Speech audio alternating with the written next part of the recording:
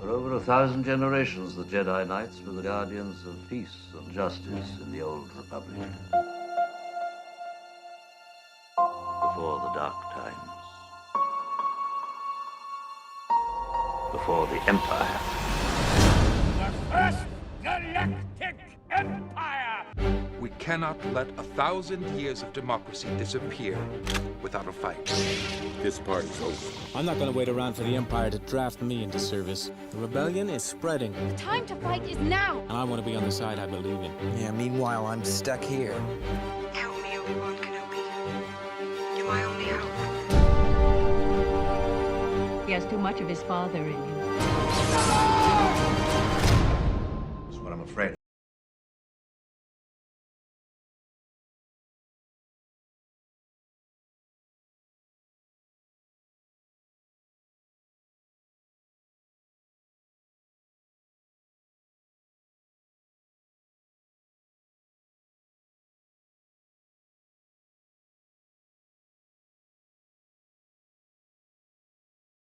To a larger world. Han Solo. I'm captain of the Millennium Falcon. You've never heard of the Millennium Falcon? It's a ship that made the Kessel run in less than 12 parsecs. You don't believe in the Force, do you? Kid, I've flown from one side of this galaxy to the other. I've seen a lot of strange stuff, but I've never seen anything to make me believe there's one all-powerful force controlling everything. I like this kid. So what's your name anyway? All right, well, you're gonna need a nickname, because I ain't saying that every time. Chewie, get us out of here! That's no moon. I'm Luke Skywalker. I'm here to rescue you. You know, I was getting along fine before I met you two moon jockeys. Situation normal. We're all fine here now. How are you? Good luck. I'm looking for a Jedi Master. You will learn from Yoda. Much anger in him. You're not all powerful. Well, I should be. Like his father. I will be the most powerful Jedi ever. Anger leads to hate. Hate leads to suffering.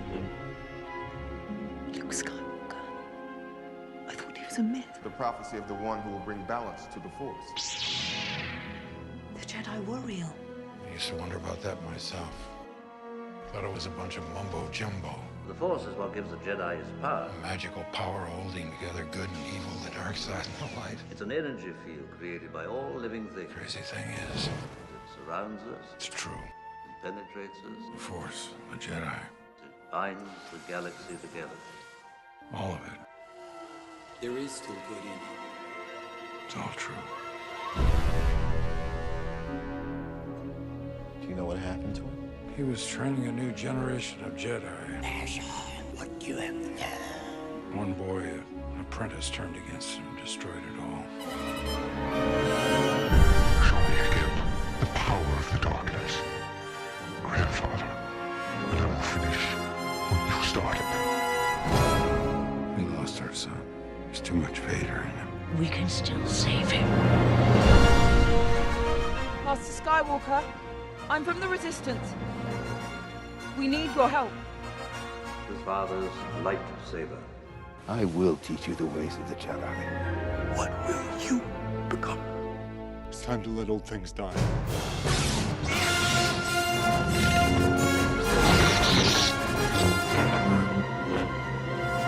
Strike me down and I'll always be with you. That boy is our last hope. No. There is another.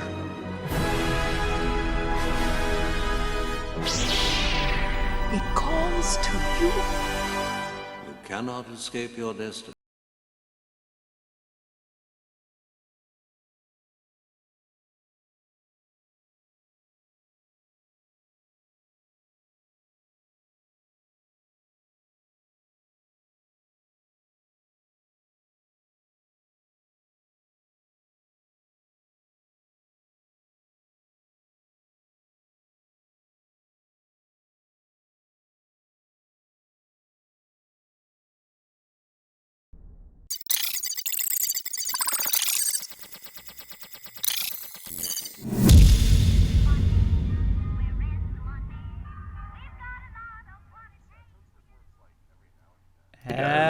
Hello, one. Hello, all. Welcome to this Saturday night edition of Show Business. I come to you, as always, as CP. McClunky, I'm Jaime in Fuego from Infuegotainment and The Horror Show. Well, hello, I am Lindsey, and if you're a Game of Thrones fan, the guy who plays Braun, he was once in a music group, and their best song is called Saturday Night at the Movies. It is a banger. Check it out. It's Saturday night at the I know what you're talking about. That creeps me out. It's all right for fighting, from what they tell me, but that's a movie from way earlier this year. Yeah, so it's a good we're gonna subvert a bit of your expectations. We're going to talk about a little Last Jedi a little a little Disney Plus show that you may have heard of. We'll get to, to pick up the pieces from Monday night. Apologies, that was completely on me. That was all my scheduling. Stuff happened here at the house, and so just to catch you up on one of the least effective weekends of the year, we picked a hell of a time to take a little bit of a breather. Ford v Ferrari took in 31. Midway came in second with 9 million. Charlie's Angels came in third with a lighter 9 million. Playing with Fire came in fourth with even lighter 9 million. And Last Christmas was in fifth with 7 million. So we'll get the hot button news out of the way early. Charlie's Angels, just nobody wants to see it. Nosedived. Yeah, and as we speak, I think it's only at 11 million. So it's made about $2 million over the course of 5 days, and that's not really good, especially considering that I think 21 Bridges made $3 million Thursday night. so yeah, and if you look at the international numbers, it's not even done 14 million worldwide. Yeah. In all this time, so we know sorry, Elizabeth Banks, right? Because men don't like to see films with women leading them, right? Well, I mean, there's that, but also, I'm how many kidding. bridges does the movie have? 21 Bridges has 21 bridges. Do we have a bridge count for Charlie's Angels? It should have been really 21 of Charlie's Angels. Then it would have been much easier to sell. Exactly. Well, and with the kind of money that we discussed those previous two Charlie's Angels films making, I don't think Elizabeth Banks' comments, who directed the film, really have as much bearing, because there was definitely interest in the property before. So, I mean, granted, that was 16 and nearly 20 years previous, but I think maybe it's just not an IP that people care that much about or as familiar with, because there's been such a lengthy interim between the two. There was that little TV thing that lasted a couple episodes, and that was really the extent of it. But the thing with action movies is it doesn't matter. I don't think it matters so much what the property is. I think the star power is what carries. Like, you could put The Rock in generic FBI agent movie, it's gonna pull in money. I'm sorry, there's not, YA fans. Kristen Stewart doesn't have any cred as far as the action genre is concerned. So, what big name is in this movie that you're anchoring? I mean, you talked about the original remakes with. I mean, Cameron Diaz was at the height of her popularity. Drew Barrymore was still flashing. Yep. Lucy Liu was a big deal back then. Those are 3 bankable stars back then, where you start at the start. And Kristen Stewart, decent enough actress that other than Twilight, what has she, when you look at the little red line at the bottom, what can you point to and say, yeah, this woman, she makes us money? Well, she's gone like anti-Twilight since those films that made so much money. She's done things like, small little indie comedies like Adventureland. She's done Personal Shopper, although I'm really stoked for Adventureland was beforehand, sorry. Adventureland was pre. Was it? Twilight. Well, Adventureland? I don't think it was. Oh no, you're right. The first Twilight, then Adventureland, and then the rest of them. Yeah, I apologize. You were correct. Yeah, it was mid Twilight. It was mid franchise. Yeah. Wait, what's that? And I'm stoked for this underwater film that she has with the creature and stuff coming out in January. I think it looks dope. So I'm all for what she's trying to do. But I mean, making her an action star in a big budget film. Budget was $120 million for Charlie's Angels. Oh my. All right, no, sorry. I am looking at Full Throttle. I was going to say, they're not making that back. Let's see what 48 million. Man, sorry, guys.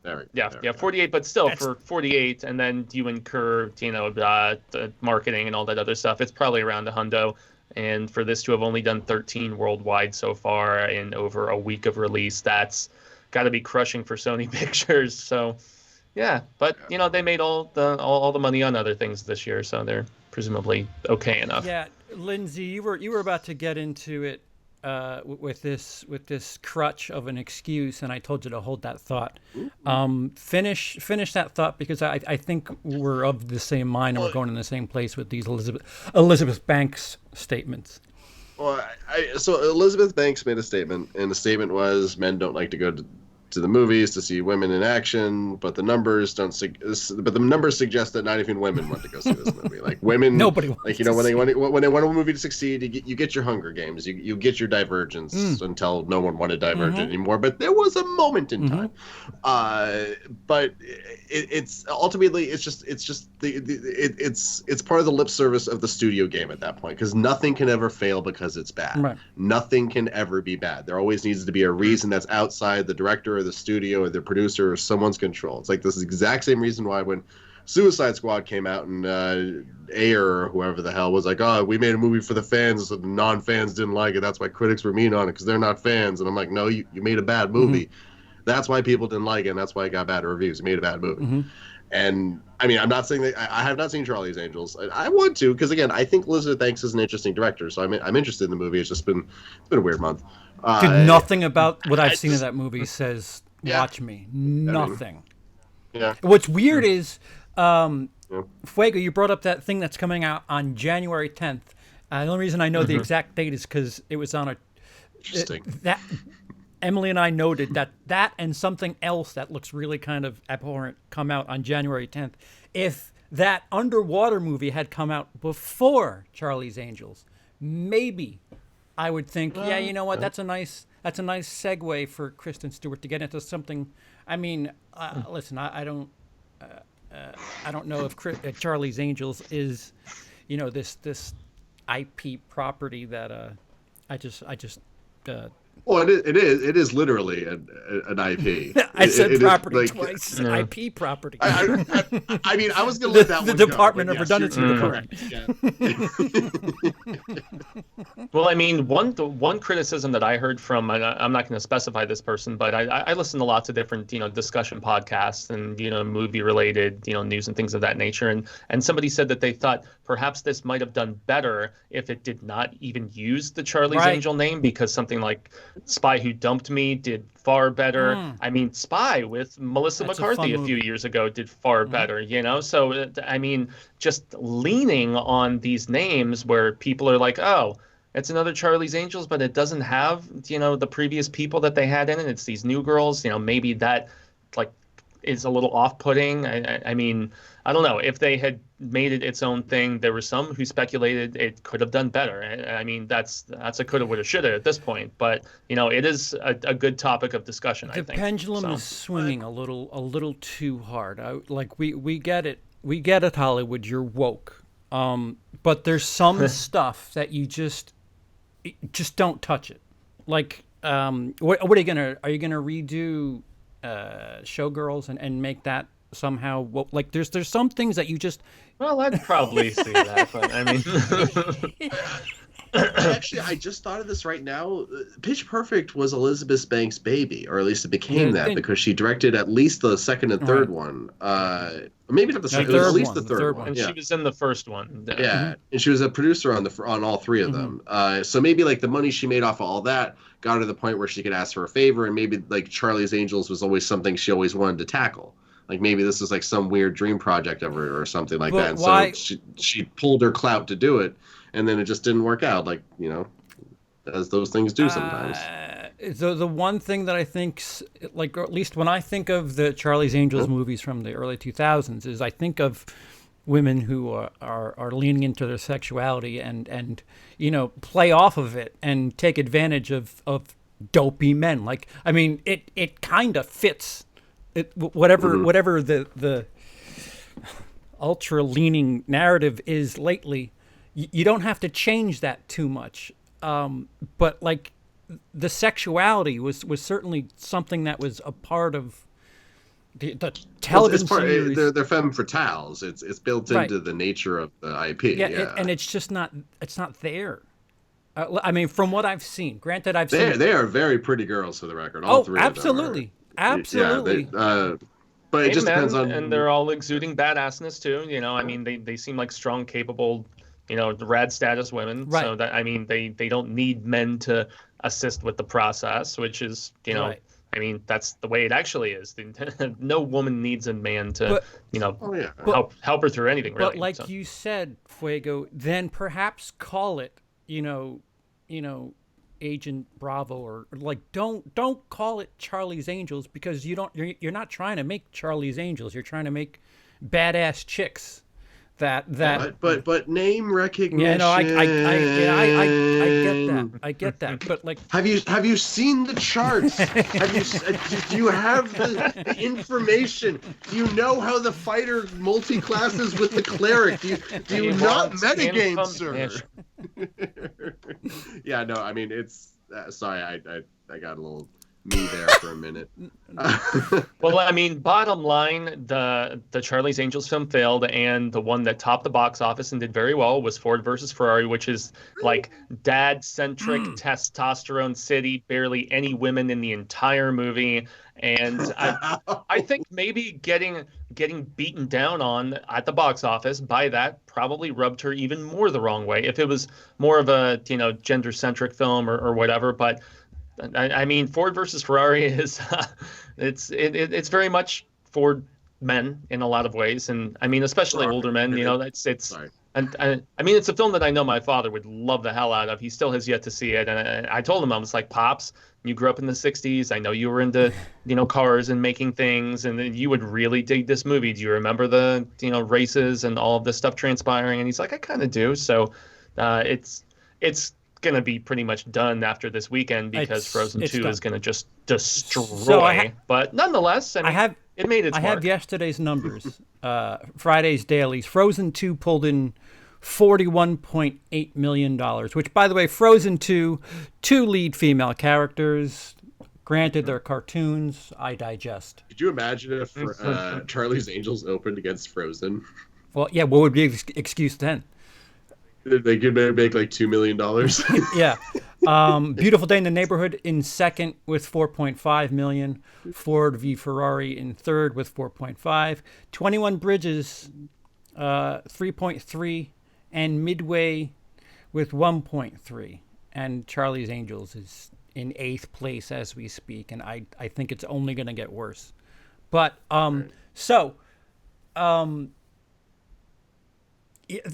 we go through stages. I've been recently watching a lot of westerns, and you'll be, you know, they were hot to trot back in the 60s. That's all they made was westerns, it seemed.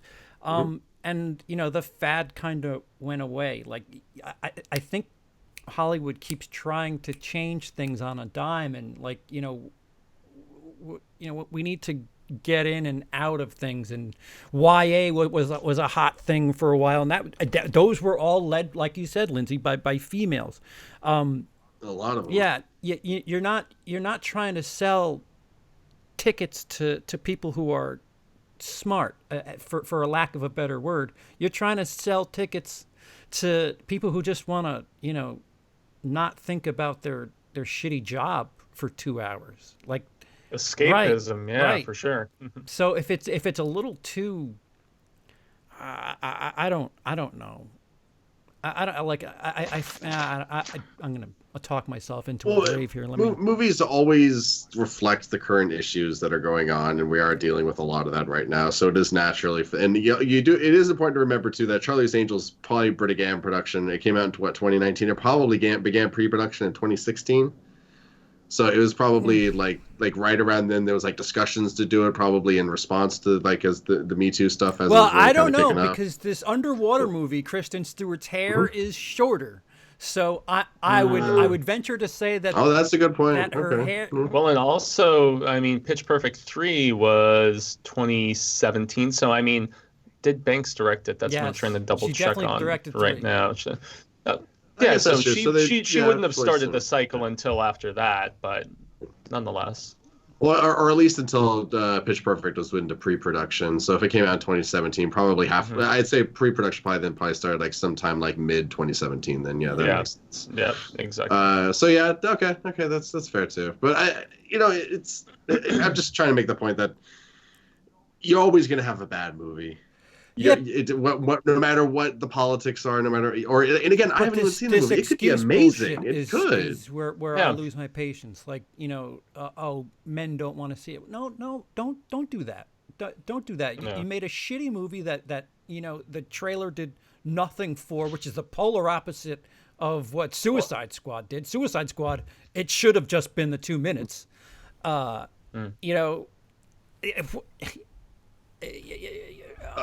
gonna whip out my capitalism soapbox here for a second, and I'm gonna dive deep into this. I'm gonna bring up your favorite subject that we bring up on this show: porn? Video games. Just one thing that I wanted to mention before we peace out to Charlie's Angels is that even before the weekend box office numbers came out, a lot of male critics that I liked had very positive things to say about it. They said it was far more entertaining than they anticipated. It was enjoyable. So, and that wasn't like it's good after the numbers and after the comments came out. There was a lot of dudes that do video stuff for more prestigious areas of YouTube, and they spoke very positively of it. And I was like, maybe I should go and see it, And then, the whole backlash from Banks and so on transpired, and it just feels like sour grapes. Well, yeah, critics hate Transformers movies. Joe Sixpack doesn't. Like that's part of it. Like that's why they keep making them. Yeah. All right, until they aren't, which they kind of are anymore now. But China. Go ahead, soapbox. Okay, but video game capitalism and how it's connected to movie capitalism. This whole concept of things can't be bad. Nothing is bad. You see it nowhere plainer than in the video game industry, when so many games are just homogenous copies of each other because that's what's successful. That's what's making money. We need to tap into that. Now we need to tap. It's a cross tapping and a retapping of everything. That's like Destiny 2 was a huge game a few years ago from the people that made Halo. And then just within the last year, we got this game, Anthem. That's just a complete and utter ripoff of Destiny and Destiny 2. And it failed horribly. Why? Because Destiny 2 already exists. Like, we don't need another copy of that. But the official stories on why Anthem didn't do good were things like, just troubles on the production side. Wait, while you're talking about video games, fuck, cunt, motherfucker. Sorry. Just want to avoid COPA is all. You're talking about kids. COPA is a whole other. Well, we're talking about adult. We'll talk about Death Stranding in a minute here. Then we're definitely not. I just want to make sure we're clear that this is not for kids. And I'm getting. Yes, that's a big thing right now. Obviously, and of course, changing laws of YouTube. Anyway.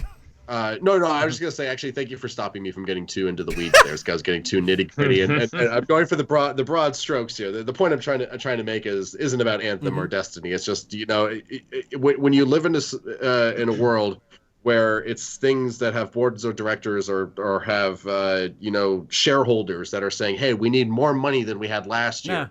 You need to justify when something doesn't make the money that you wanted it to make. It's not because you tried to force it into something that clearly wasn't going to work. It's because of this reason and that reason. And you see the same in politics. It's not my fault we didn't get the legislation passed. It's the Democrats' fault. Nothing can ever be the fault of the people who's actually at fault. The problem with it is art. art, and this is this isn't you can't just there's not an art factory where you just pump out things that people want. A movie that we'll talk about Monday night, Knives Out, says some things, but it's smothered into the eat shit is actually said a couple times in that movie actually. It's in the recipe. It's not like message. It's the whole movie I think is a metaphor for the country, which you don't have to get that from the movie. The movie is a whodunit, but there's also this other layer to it that I think if you're a bit more if you're looking for a bit more from the story, it's there. It's not the top layer. It's smothered in the middle somewhere, and I think that's the problem with some of these IP that they're trying to make something different, where it's just like, all right, well let's put the message on top, and this is what the driving force. We're gonna do I don't know. We're gonna do Alf, but it's gonna be about immigrants instead of Alf itself, and it's just like, well, hold on. And at that point, it's like losing the very just whimsical essence of the initial intention and idea. So it's like, we're going to make Alf something more, man. Yeah, it's just like, relax. Do the story first, and then if you want to like put other things in there, you could do that. But And there are subtle ways of utilizing subtext where it's not beating somebody over the head with it, and where the casual moviegoer who doesn't really analyze that in depth, they can still enjoy it, and then others, and who are a little more perceptive and intuitive, they can take a whole lot more out of it, perhaps, as opposed to just being entertained. There's the thought-provoking discussion afterwards. Right. So. Inception, my favorite movie of all time. Yeah.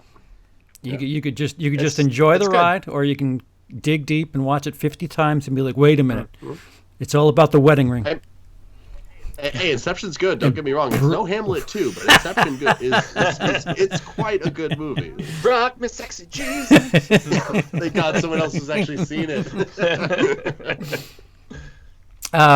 So yeah, are you off your soapbox? Do you?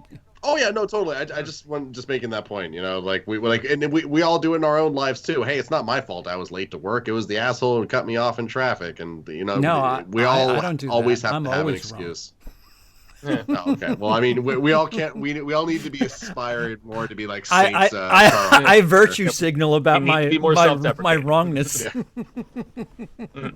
Go ahead. I'm actually really stoked to talk Frozen next week on Monday, because of the fact that I just saw one little number, which is the only thing I want to mention about this, is that the domestic opening for Frozen was $243,000. What? Oh wait, what? Unless that's the original a typo Frozen? of some sort. The original Frozen domestic opening, $243,000, and I speculate that must be because of the fact that completely unknown film that became a phenomenon through word of mouth and through kids talking to each other and all this other stuff. Old school way of making money. Unless it had right? like because it went on to make 1.2 billion worldwide, almost 1.3. How many screens was it on? It might have had like a weird limited run. Are we privy to that information anymore? No, you need IMDb Pro. Awful. Crap! I'm trying to find. I'm looking. I'm gonna find it. Of box office websites. Oh, jeez, it's so bad. And Dave, should we talk? Do we want to talk about COPPA for a bit? Like, we got thoughts. Yeah. If you're not for kids, you shouldn't really worry about it. I would assume. What do you? I'm seeing the same things you're seeing. Who knows? I'm curious, because that's a weird number. It's not a million. Yeah. If you said like 4 million, I would think, okay, that's strange. But less than. What day of the week is November 22nd? This year? Oh, that year? I don't know. What year are we talking about? I think it came out in 13. Oh, did it open on a Thanksgiving Eve? Let's find out. That might be it. It might have came out on a Wednesday night or some weird shit. November 22nd, 2013, domestic earliest release date. That number's got to be wrong because it could have come out limited. That number's weird. Like, which would be weird for a Disney film, but well, I can't. maybe we research we have more 48 and try hours to, talk to about figure it out. Yeah, we do. It just seems very odd to me with the gross amount of money that it made, and even though I've never even seen the first Frozen film, I feel like I need to watch it and review the second one just because every other critic I respect is reviewing Frozen 2. So hey man, look, just let it go. Perhaps. Yeah, please. No. In summer, just let it go. Oh, wait a minute. Thank you, Felix, in the chat. He says it was on 17 screens. Very that odd. It must have had some weird, okay. So that's not Box Office Mojo. Okay. Yeah, I was gonna say Disney numbers that cannot be correct. Yeah, that's a weird stat. But again, Frozen 2, 42 million. They definitely on pace to clear 100 million this weekend. Oh, easily. It'll probably do maybe 130. Yeah. Who knows? I mean, Saturday where the kids are out of school and you can see it all day long. Yeah. Just go from show to show to show to show. Just stay at the movie theater all day. But doing the I honorable heard thing stories from my each time. Yeah, my younger brothers who have kids were like, they were taking their daughters out of it and they were like, we want to see it again. So they go and get lunch and then they go and see it again. Oh, wow. Crazy. Multiple times never in having the span kids. of a weekend. Why do you think I'm the oldest and I don't have any? Both of my little brothers married, multiple children. My youngest brother has 3 daughters. Bless his heart. Other people's kids go away. He's an amazing father. I'm happy being Tio Fuego. So, that's where it's at. Anyway. Yeah. Abnormally so, we're gonna talk about something that isn't box office related, because it's kind of this is unofficially now Star Wars territory because we're crunch time. It's a month away. It's not even movie related technically. What we're about to discuss. We're talking the Mandolin, which is on Disney X. Oh jeez. Yep. No. Yep. We have spoken. This is the way. Oh yeah. How many memes have you seen come from the I have spoken? They are trying so hard to meme that. Yeah. Shit. I mean, I love it. I loved I have spoken guy. He's the best character Star Wars has had since Han Solo was introduced. Whoa. McNulty. Yeah. When everyone started saying this is the way, I'm like, that's cute. I get it, but okay. So that species has a catchphrase. That species has a catchphrase. Jawas have Utini. Just every species has a catchphrase on this show. Whatever. Well, we're 3 episodes of 9, 10, 12. I want to say maybe 8, but 8 sounds good. I want to say we're a third of the way through, one way or another. Okay. Thoughts, gentlemen, on the Mandalorian? See, I was talking about westerns before, and that was on purpose. Yes, so it is 8 episodes. Oh, wow. And what a bevy of directors. We've had Dave Filoni so far. We still are. We've got Taika Waititi directing an episode. I mean, damn. And didn't Favreau direct episode 2, if I'm not mistook? He's not directing any of them, but he's writing pretty much all of them, with the exception of 5 and 6, it looks like. So. But yeah, he's the creator, he's the showrunner, and he's really the mastermind of sorts behind this, partnering with Dave Filoni, who did both Rebels and Clone Wars, if I'm not mistaken. He's Dave Filoni is the key holder. And everybody thinks he's going to be the new heir apparent after Kathleen Kennedy gets the rant, but nothing is confirmed about that. You can't fire women. Don't do that. No, I know. Well, no, of course not. Oh, and we have to mention Deborah Chow too, who directed the most recent and the best one, and the best one so far was this week, in my estimation. It was pretty dang good this week. Really? Terrific. I mean, I think each one's gotten slightly better, but yeah, this is my favorite one so far. I'll tell you, you forget what television used to be. With the waiting and cliffhangers and what they meant. And sure enough, the series opens with that cliffhanger, that Mogwai Yoda baby, and you're like, wait, what? I gotta wait a couple more days for the next thing. I'm ready to binge, and they're half an hour, these episodes, which is bullshit. Yeah, that's weird. And there was definitely no marketing behind the idea of Baby Yoda. None whatsoever. No intention to sell plush dolls and toys or anything of that nature. They're going to make money somewhere. I wonder if they just wanted to figure out how. Yeah. But I still love it. I mean, I'm a sucker. Yeah, I'll have 5. I'll take 5, please. No, it's adorable. It is insanely cute. I wish the puppet effects were more consistent because there are times where it looks terrible, but it's adorable even when it looks horrible. Isn't it CGE at times too? There's moments where it's CG, yeah. I don't know. I think the blending of it's fine. There's just moments where I'm like, oh god, I can literally see the thing formed around the hand, and it's like, but it's adorable. I want more. I knew he was going to go back for it. Spoilers, but I still got a little teary-eyed when he's just like, oh yeah, that was the 3rd episode. Yeah, I mean, you kind of when he reaches for the thing and it's not there anymore, and he's just like, damn it. Yeah.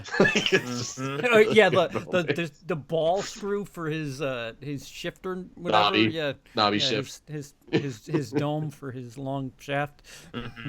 His shift knobber. Yeah.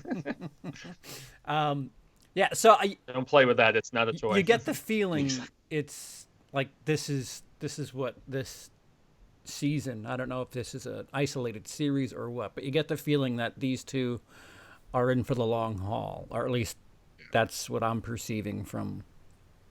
Yeah, I have no idea where this is going. Really? Like, I mean, like, you know, there's all the theories out there, like the. Again, if you haven't watched all 3 episodes, you probably shouldn't be watching this or listening to this if we podcast it. But what was I going to say? Oh, the doctor dude who's not a dickweed, who seems to actually kind of be a decent person. If you look at his shoulder, he's got a Camino patch on his shoulder, and the Camino was the cloners. So like maybe this baby is actually a clone of Yoda, or maybe they're trying to make an army of Yoda clones, or so, you know, that seems to be a strong implication, especially because we're dealing with Mandalorians. You know, they got cloned in order to make stormtroopers. Yeah. And do we have an exact time frame? Like this is episode 5 years after Return of the Jedi. Yeah, it's like 5 or 6 years, something like that, after Jedi, and so that would make it 15 years Clone Wars. Clone Wars, yeah, very long. Yeah, Clone Wars, and I mean prequels and stuff like that. I mean, that's 26. The thing. Everybody, the fact that they said this thing, they've been trying to get it for 50 years. That's where there was so much speculation about. Is it a spawn of Yoda and Yada? Is it a clone? Those are the 2 biggest theories that are floating around right now. And I think it could probably go either. Well, of course it is. Everything is connected to Rey. Fun fact, it actually is. That'd be awesome. When Rey gets older, she's gonna become a Yoda, because all strong Force users, all damn strong Force users, they become them Yodas. Turn to the left. Anyway. Oh jeez, yeah, no. I like that. I hope Werner Herzog comes back. He was a cool, interesting character. Yeah, he was great, man. Right? Just that accent makes everything amazing. Oh, and also Carl Weathers in there, man. Seeing Apollo Creed. He only got a little bit of screen time in the first episode, but in the 3rd episode, they developed his character and the fact that he still has his agenda, but there is like a sympathetic nature of sorts, and the fact that he likes Mando, as he amusingly calls him. It's the Mandalorian, and he's calling him Mando. I thought that was funny. I kept thinking Lando the whole time. Anyway, what? I'm disappointed they didn't say Stu at any point, but that's just me being me. It's okay. I'll get over it. There's people that we haven't seen yet, like Gus from Breaking Bad. I know he's in this, and I'm trying to think where. Who is he going to be? How does he play into this? He's Yoda. He's playing the baby Yoda. He's the voice of it. Well, I mean, if we're just, I mean, would it be easier to go kind of episode by episode real quick? Sure, go ahead. Just give thoughts. Oh, so what is the structure? Yeah, I really enjoyed the first episode a lot. The fact that it was terrific world building. I liked going into that dark underworld of things. I've been reviewing these episode by episode on Fuego-tainment. Link down below. I've got, but I've been making them like rapido reviews, like just a rapid fire, only around 10 minutes, just give spoiler-free thoughts. And I was very stoked about the first one. Just where he walks into that bar, it set the tone of it being so much of a Western type vibe right off the bat. And I loved where he was taking that guy into captivity, and he's like, I can take you in warm, or I can take you in cold. And I was just like, carbonite like a mofo.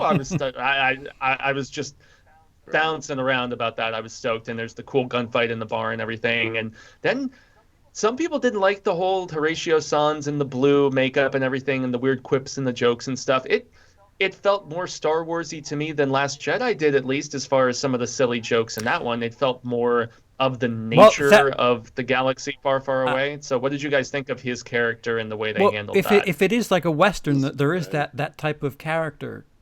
Grant, listen, I'm only scratching the surface of Westerns lately, but there is, you know, those type of characters to take away from the tension and the situations like that. So like it fits, and it certainly it's so funny. Force Awakens comes out, and people are like, oh yes, Star Wars can be funny, and then Last Jedi comes, and people are like, all right, Star Wars shouldn't be funny, and it's like, you know, relax. It's, you know, it can be funny, but you know, it's in proper dosage here. I don't think it's that big a deal. I really don't, especially considering the quality wrapped around it. Star Wars has always been slapstick comedy. You got R2-D2 screaming as he's like falling backwards into a hole or being spit out of a giant sea monster. Like exactly, my friend. Yeah, and not to mention like that little like. Yeah. What the? Like, what even is what that? Like, something Crumb. Salacious Crumb. Salacious Crumb. Yeah. Which you see them roasting one in that first episode. That was amazing. Yeah. That like there's almost too much fan service in Mandalorian, but it's kind of towing the line. I'm liking it. Like that was really satisfying to watch, especially because that one was so sad. Well, he's about to get cooked. Exactly. Yeah. And he seems to have enough sentience to understand it. I'm like, oh, that's horrible. Yeah, and then so he, you know, our main Mandalorian guy, he sits down with Carl Weathers, and he has his different options of what he can go do, and of course he wants the most ambitious and the one with the highest reward as far as missions go, and he has that meeting with what Herzog or whatever dude's name is, who you're not really sure is he criminal underlord who's employing stormtroopers or if they're all former Empire, because the Empire has fallen at this particular point, being post Jedi, and they really double down on that in episode 3, and where they talk credits about the Empire don't have value no anymore or something like that. Empire credits, excuse me. Yeah. Right. They still spend. Yeah, trying to haggle with them and stuff. But yeah, he goes and he meets with them, and I thought that was a really cool, like, kind of ominous scene of the vibe that he got from them before he goes out to this desert-looking planet, which I presume is not Tatooine or, you know, Jakku or anything of that nature. Or Jeddah. But the fact that it had Jawas on it, it can't be Jeddah. I don't know. That's where... Well, there's Jawas also on the planet that Carl Weathers is on. So Jawas are just everywhere now. So those sand crawlers can go in space, yo. Like, they put big glass domes on the top of the little wings come out. I'm done. Wait. That was one of my favorite action scenes in all of Star Wars, though. When in episode 2, when Mando's attacking the sandcrawler. That was dope. It was really cool. And that's where some people were kind of critical of how, I mean, stuff was handled in the first episode, which was done by Filoni, who was an animation guy. And they were like, yeah, it kind of felt like he hadn't directed a lot of live action. And I didn't see that so much. Yeah, but which is the episode? The action was a little awkward in the first, like, because some of the edits were a little weird and stuff like that. Like the way they try to hide the violence when the guy gets cut in half was like, oh, you could have cut that a little less harshly, you know. Is the first one where the dude's on the ship and he comes across all the carbonite guys? Mm-hmm. Is that episode exactly. 1? Yeah, I remember that being first, a little shot funky because like I felt like we needed to pull back because it felt like he was going for like this horror movie type thing with the close up of the dude hiding, but I remember thinking, all right, we need to see what is he worried about? Like pull back a little bit so that we could see that, and then eventually the shot comes of all these carbonite folks.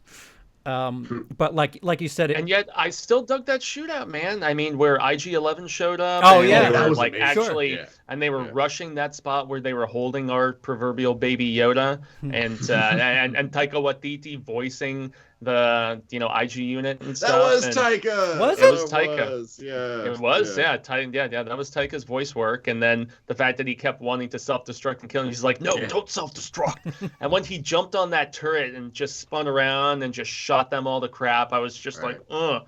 I thought that was really cool. Just the way the droid moved was just so insane. I wanted more of it. I just wanted to see him just doing little moves. I didn't care what he was doing as he did the moves. I just wanted to watch him do things. Yeah. It was stiff, but it was so slick and precise and everything. And yeah, I thought it was really rad. Some people like the stuff before where he was trying to tame the weird like creature that he rode on out there. I heard some people saying they thought that was goofy and the Mandalorian's supposed to be such a badass. Why is he having trouble taming this horse type thing and stuff, after he meets the Nick Nolte character? But I don't know. I didn't have as many gripes about that, especially when, the next thing that happened right after was that really cool shootout. I genuinely don't understand Star Wars fans. Some things can be inherently badass and flawless, and some things have to earn their badassedness. And like I don't have the guidebook on what is what, because God forbid we have some sort. You know what? I keep bringing everything back to the show has some issues, and I'll get into a major issue I had. We're on a long haul here with this character. You want this guy to be perfect off jump, like what let's develop some stuff here. What are you complaining about? The guy not. Well, if I'm being honest, I do kind of wish that mount had served another purpose other than getting Mando friendly with I Have Spoken Guy. And for the record, I want nothing but I Have Spoken Guy. I want an entire series about I Have Spoken Guy. But maybe his mount plays a part in the big shootout, like he comes charging in, or he jumps the guy from behind to help, or that extra little payoff I think would have made that little sequence that was kind of quick, but also it needed an extra little floomph, just an extra little ribbon on top or something, but I still didn't mind it again. But you want more. I Have Spoken Guy. Yeah. Well, I want more I Have Spoken Guy. So yes, I want more. Yeah. I actually feel you there, man, because of the fact that I felt like the reason he had to tame that, as I Have Spoken Guy said, was because the only way you can get across, this area and over to them is riding one of them. Mm-hmm. Right. And yet when we get to episode 2, he doesn't ride one. He's walking the entire way back. So it kind of negates the necessity of having to have tamed one in the previous episode and actually have to, to make his way on one over there. That was one bit in episode 2 that was just like, I guess he didn't need one after all. So much for that. But I mean, we see the sowing of the first seeds of his care and compassion and his empathy in the fact that the IG unit is like, well, they said they'd prefer it, dead, and so he goes to shoot it, and then our Mando guy, he shoots the IG unit and makes sure that the child survives, and that's the first, and yet that's the first just indication that there is something deeper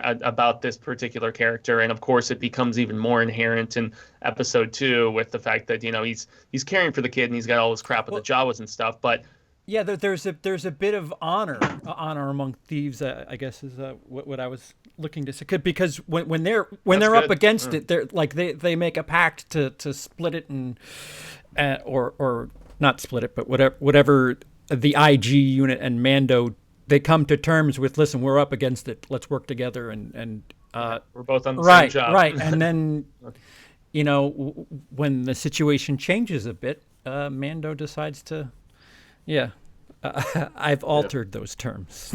Pray I don't alter them further.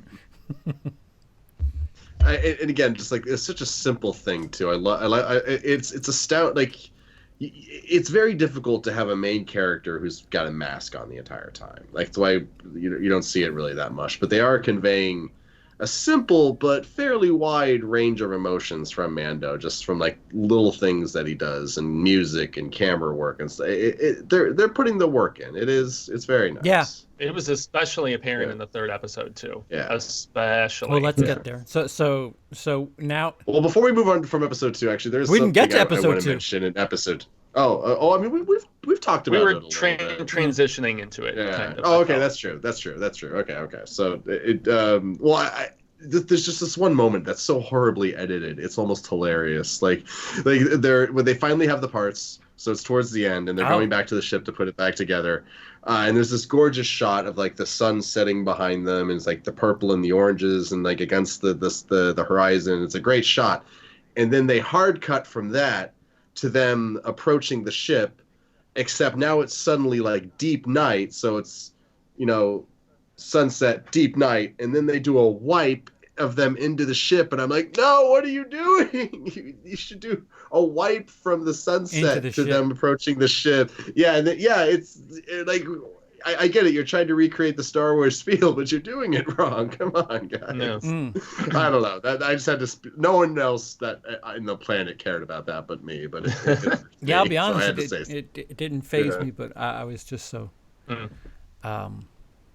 New Star Wars. They handle the wipes generally very, very well, because you can do the Star Wars wipes and they're obnoxious if you watch the prequels. But they're pretty. Yeah, George was so heavy with those, even more so than in the original. Well, I mean, he only directed the first film, right? I mean, come on. So exactly. So the second episode where the Mandalorian is just walking around this Mogwai in a bassinet, or I don't know what the hell you call that. Dude, it's the best description because it's like a hairless Mogwai. Well, I mean, he's got a little bit of hair, but yeah. So, I mean, the Jawa stuff was cool. I loved what Lindsey said. That attack they on stripped the sandcrawler and everything. That was a great action sequence. It was really cool, and that was after them stripping his ship when he comes back to take the bounty back, the prize or whatever the heck he was calling it. I think it was a different P word if I remember correctly, but. Yeah, I mean, that was a thrilling sequence, and it was very well shot, and it was fun, and it reminded me of playing Super Star Wars on SNES a little bit, but yeah, so that was cool. Yeah. But I love the Indiana Jones callback too, where he almost got smashed. That was fun. Oh yeah, from that would have been 3, right? I want to say Last Crusade. Yeah, Last Crusade. The last Temple of the Ark, yeah. Sure thing. The one with the dad. You want to be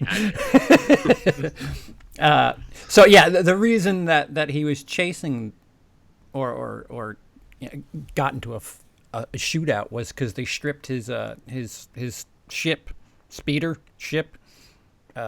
Travel unit. Speeders are just planets. Yeah. Motion device. Yeah. So I mean that was very contained. It felt like when you talk about TV shows, again, these are only half-an-hour episodes. It felt like people. I feel like they want to be an hour long. Right. That they feel like they want a little breathing room. Each episode feels like it wants like just a little wiggle room. I was just gonna say, like, I feel like it's contained. At the same time, I want it to be longer. But if I feel like if episode 2 was longer, it would have felt like filler. Because that's true. It still kind of felt like it to me. I mean, I still enjoyed it, but it's my least favorite of the first 3 because I felt like it was where the least amount of stuff happened. And so for that reason, while I felt like maybe it was shot a little bit better, I didn't necessarily. I don't know. I still liked it, and the whole rhino whatever stuff I was a little disappointed with because that's how the relationship grows a little bit because that was significant. Mogwai saves his ass. There. His ass. And his ass. Yeah, and that plays in heavily, I think, with why he does what he does in episode 3 was because of the fact that little baby Yoda saved his ass there. Right. And he even says in 3 at one point, he's like an enemy, and I was aided by an enemy, and he's like, why would you be aided by an enemy? And then he in turn says, well, it's because it didn't know I was its enemy, That was and a great this line. is It was, yeah.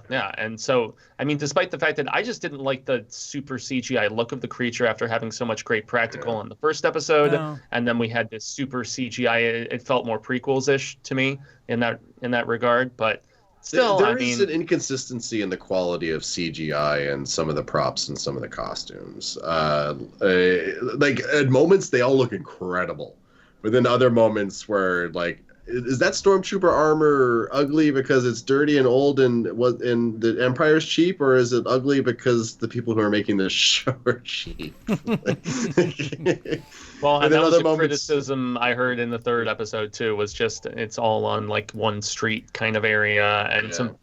Yeah. Well, see, the CGI surprise assistance could have been a little stronger. It was such a great moment, I didn't care, but I was going to say my complaint of episode 2 is the fact that he goes and gets the egg, and it's just like this candy syrup that they're the what the hell Utini? What the hell are their names? Jawas. I'm trying to remember Jawas. Yeah. I'm just trying to remember what the Jawas were calling the egg, because it was like a phrase that made me laugh. Yeah. Yeah, and they're just McClunky. They're just yeah, exactly. It was just for like just it's for a yolk. Just for some batter. You all that for you traded parts to a travel device for some. Hey, have you ever had a fuzzy egg? No, I haven't. So like exactly. So stop judging. I guess that was kind of like, oh really? Is that it? I kind of wish there was something a little bit more majestic to it, but. Right. And if maybe like a Jawa just like hulked out and was like, yes, that maybe that would have been better for me. But and then they start trying to smash Mando. That was fun, like very anime right there. That could have been cool. Yeah, if there was something a little extra to them wanting the egg, then sure. But I guess just a little Jawa delicacy. Fine.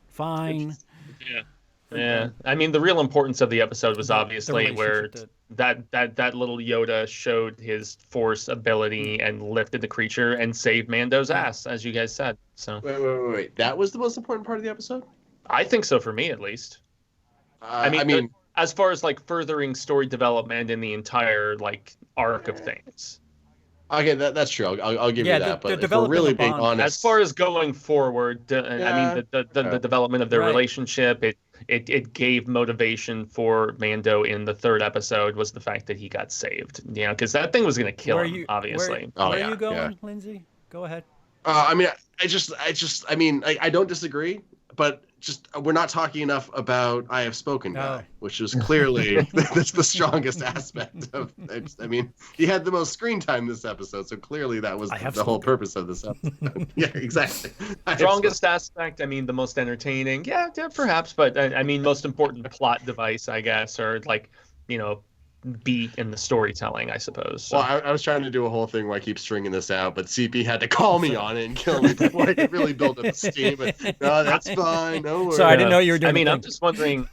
Yeah, I'm just wondering if we're going to get him back. I suspect no, but we're definitely going to get some more Carl Weathers, I would imagine, with the way episode 3 went, which is telling you, Gus, where we Gus from Breaking now. Bad. Yeah, so 3, he's going to return or whatever. He's cashing in his bounty. What's his character's name? Do we know? Carl Weathers? Chip. No, Chip. no. Wait, is it really? No. I guess it should be Bob. Tex. Simon.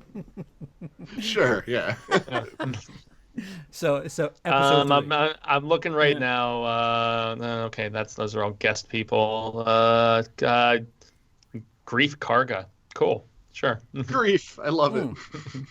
He pays you in jellies. For the record, those jellies look yummy. If someone paid me one of those, I'd take a bite out of one just out of curiosity. Oh, those little jellies. Yeah. They remind me of those sour apple rings you get at gas stations. You know what I'm talking about? Like one of those without the the sugar gummy ones or whatever.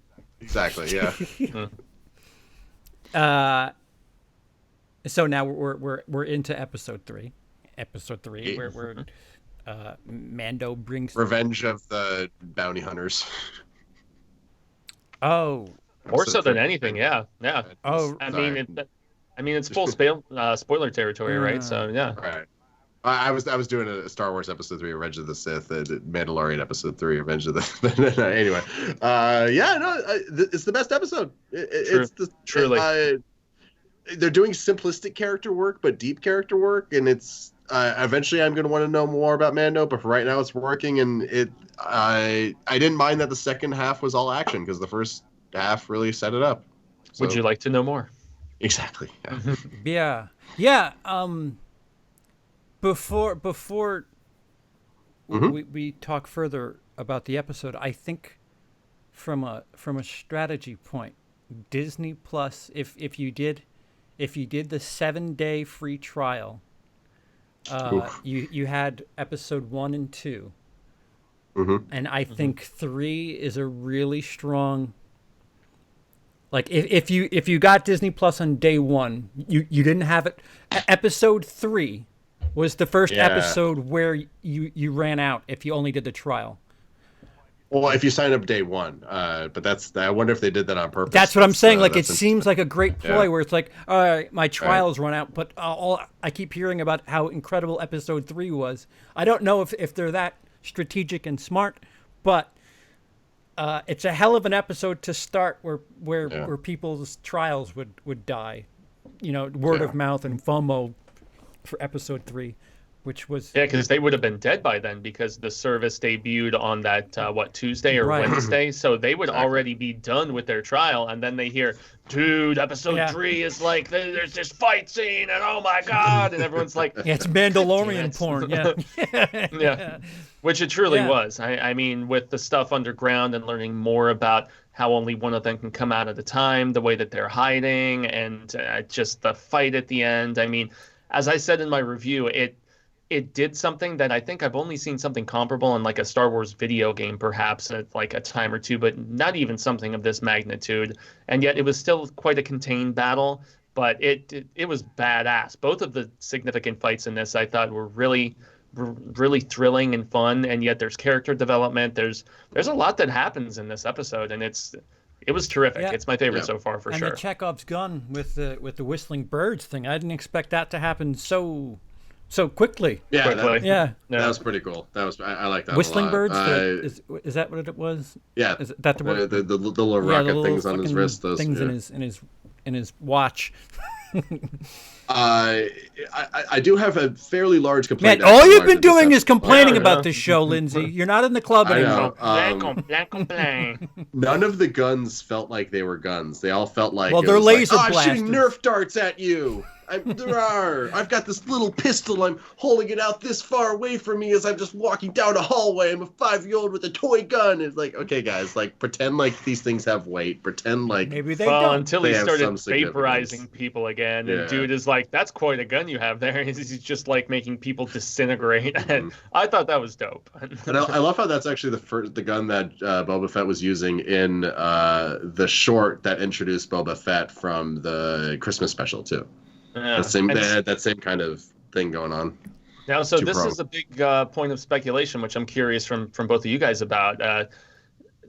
Is this Boba Fett or not? Because there's been no denial or confirmation. We obviously have flashbacks, and a big flashback in this one. We got a little taste of one in the first episode, but we get a much lengthier one in episode 3.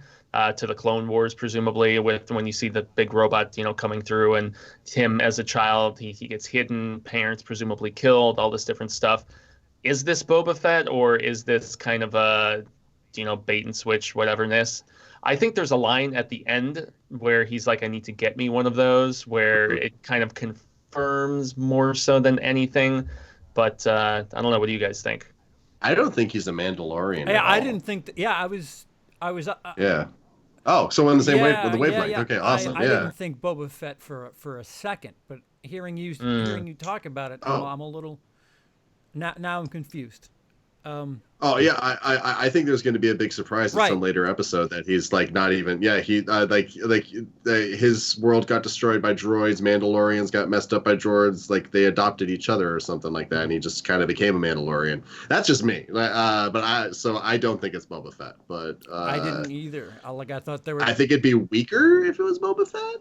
I'd say. I think it's cooler if he's a unique, Stop trying to make original Boba Fett character. happen. You're not going to make Boba Fett happen. Boba Fett has happened, sir. Boba Fett has happened in a big way. I just love Boba Fett and the fact that, you know, I get it. In the Legends material, he escaped from the Sarlacc pit because it couldn't digest his armor and all this other stuff, and people are still wondering, especially since they had him in the Battlefront game, you know, with where it took place and everything timeline-wise. I don't know. After the first episode, I thought it was, and now after episode 3, I'm positive it's not. They still haven't confirmed or denied either way, but that doesn't necessarily mean that he couldn't show up in a later episode and actually have escaped from the Sarlacc pit. And so, yeah, What but if they send him after Mando to bring the baby back? That'd be cool. I'm telling you, it's going to be Rey. Boba Fett is she Rey, connects actually. to everything. I mean, Rey is a clone, and it's been. You know, it's not going to be Rey. It's going to be that picture of all the girls cosplaying as Rey doing the snap. The picture is just going to go like that through the screen and like shoot force lightning at people. And... this has to be connected to episode 9 somehow. That's all I'm going to say. It's going to be the far reaches. We're going to see the Star Destroyers get frozen in the ice. And yet, honestly, it's like, as much as I wanted it to be Boba Fett, the reason that I'm kind of okay that it's not is because this has been a thrilling and exciting story that has no connection of any kind to the rest of the Skywalker saga and all that stuff. And it's such a rich universe that I feel like there's so many tales to be told within it that they don't have to be so grand and ginormous and stuff, and they don't have to have all of these intertwining implications. And for that reason, it's been kind of refreshing just seeing something that's its own thing. And I want more of these stories to be told, and that's why I mean Jon Favreau, man, give him and Filoni, maybe to a similar degree, give them the keys to this castle of sorts, and let them do their thing, you know, let them do the Old Republic stuff, let them, you know, do this new trilogy that they already are dating from what I was reading. So I mean, let them roll with it, man. They've been shipped. Dude, Jon Favreau, Iron Man, he started what we now know as whatever the hell you want to call this superhero craze. So, you know, he appears and to Disney be darling with Lion King and other stuff. So I don't know about that so much. I didn't like Lion King, but I mean, he made them a ton of money. So you know, Disney owes Jon Favreau a lot because didn't Jungle Book make $1 billion? Yes. Because that was also Jon Favreau. Yep. So that's $2 billion movies got from the him. He golden made the touch. first MCU movie. That's, you know, that's he could make Jews in Space tomorrow. The joked about movie from History of the World Part 1. That was the tease that would later become exactly. Yeah. And who does that make him? Absolutely no one. Well, like that. It's a television series that's kind of a Western, just in the Star Wars universe. Oh, big time. Oh yeah. Lone Wolf and Cub vibes, obviously, too, with what they're doing with Baby Yoda. I hope that lasts the whole season. I really do. Like, I mean. What if they do like a Firefly reference in one episode where like they bump into a crew of people and it's, you know, the Firefly? Man, that'd be so cool. Watch that You've got some Fillion in there. You've got some Tudyk. You know, Tudyk's got the Star Wars connection. So I mean, K2SO and everything. So. Oh yeah. Wait, CSP, have you never watched Firefly? Is that what you were saying? No. It's fun. Yeah, I know it's only 8 parts of it have aged seasons. weird, but it's great. It's so good. Yeah. I mean, I like other Whedon stuff more, but it's good. It's good. And the movie's I've had good, people compare it to this. So really. Well, I mean, it paved the way because it was the space western before. So okay. Yeah, you'll see when you check it out. Yeah, eventually. I've been saying that for about 7 years now. Hey, I still haven't seen The Godfather. Don't worry, dude. Okay.